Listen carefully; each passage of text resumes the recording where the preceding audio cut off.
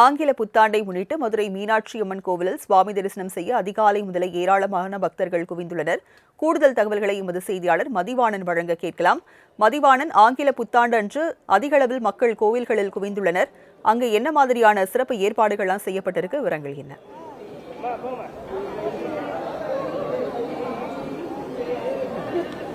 வணக்கம் ராஜலட்சுமி. 2025ஆம் ஆண்டு என்பது நிறைவு பெற்று 2026ஆம் ஆண்டு என்பது தொடங்கி இருக்கிறது.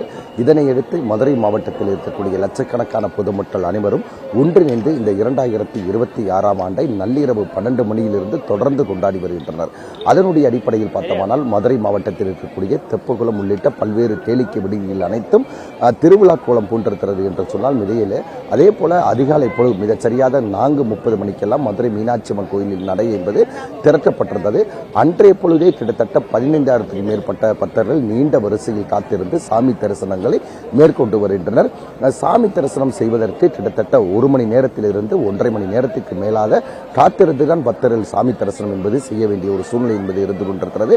அதே போல 4 மாசி வீதிகள் 4 கோபுரங்களிலும் ஏராளமான பக்தர்கள் குவிக்கப்பட்டு துப்பாக்கி ஏந்திய போலீசார் தொடர்ந்து பாதுகாப்பு பணியில் ஈடுபட்டு வருகின்றனர். அதே சமயம் சீருடை மற்றும் சீருடை இல்லாத போலீசார் கிட்டத்தட்ட 300க்கும் மேற்பட்ட போலீசார் தொடர்ந்து பாதுகாப்பு பணியில் ஈடுபட்டு வருகின்றனர்.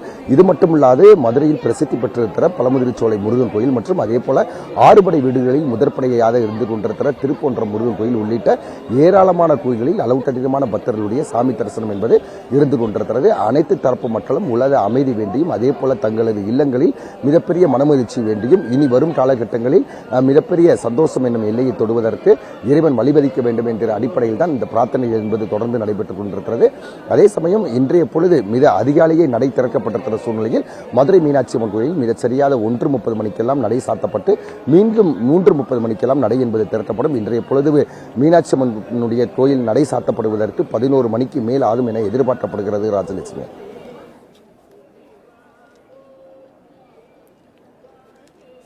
மதிவாணன், ஆங்கில புத்தாண்டு ஆன இன்று அதிக அளவில் மக்கள் கூடும் அந்த காட்சிகளை பார்க்க முடிகிறது. என்னென்ன சிறப்பு அலங்காரம் மீனாட்சி அம்மனுக்கு செய்யப்படுகிறது? என்னென்ன சிறப்பு பூஜைகள்லாம் செய்யப்பட இருக்கு?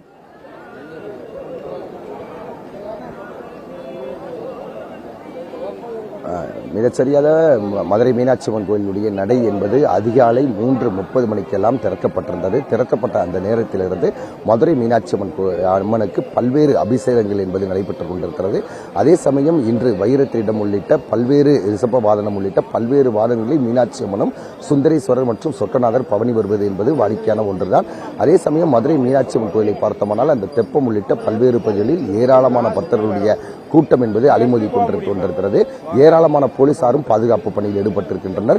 மதுரை மீனாட்சி அம்மன் கோயிலை பொறுத்தவரையில் அளவுக்கு அதிகமான லட்சக்கணக்கான பக்தர்கள் ஒன்றிணைந்து சாமி தரிசனம் செய்து வருகின்றனர். நாம் அந்த அதிகாலை பூஜை என்பது மிக பிரசித்தி பூஜையாக பார்க்கப்படுகிறது. அதே போல ஏராளமான அரசியல் கட்சியை சார்ந்திருக்கிற தலைவர்கள் மற்றும் சட்டமன்ற உறுப்பினர்கள் உள்ளிட்டோர் எல்லாம் வருகிறது சாமி தரிசனம் செய்திருக்கின்றனர். இன்னும் சில நிமிடங்களில் தகவல் நுட்பத்துறை அமைச்சராக இருந்து கொண்டிருக்கிற பிடிஆர் பழனிவேல் தியாகராஜன் மற்றும் வணிக வரித்துறை அமைச்சர் மூர்த்தி, அதே போல தற்சமயம் சட்டமன்ற உறுப்பினராக இருந்து கொண்டிருக்கிற மதுரையைச் சேர்ந்த செல்லூர் ராஜு, ராஜன் சலப்பா போன்றவர்களெல்லாம் சாமி தரிசனம் செய்திருக்கின்றனர். சிறந்த வரக்கூடிய விஐபிகளுக்கென தனி அனுமதி வழங்கப்பட்டு அவர்களை பாதுகாப்பாக அழைத்துச் செல்வதற்கான பாதுகாப்பு ஏற்பாடுகளும் செய்யப்பட்டிருக்கிறது. பக்தர்களை பொறுத்தவரையில் நீண்ட வரிசையில் காத்திருந்துதான் சாமி தரிசனம் செய்ய வேண்டும். அதே சமயம் 1 மணி நேரத்திலிருந்து 1.5 மணி நேரத்திற்குள் சாமி தரிசனம் செய்வதற்காக அனைத்து ஏற்பாடுகளும் செய்யப்பட்டிருக்கிறது. ராஜலட்சுமி.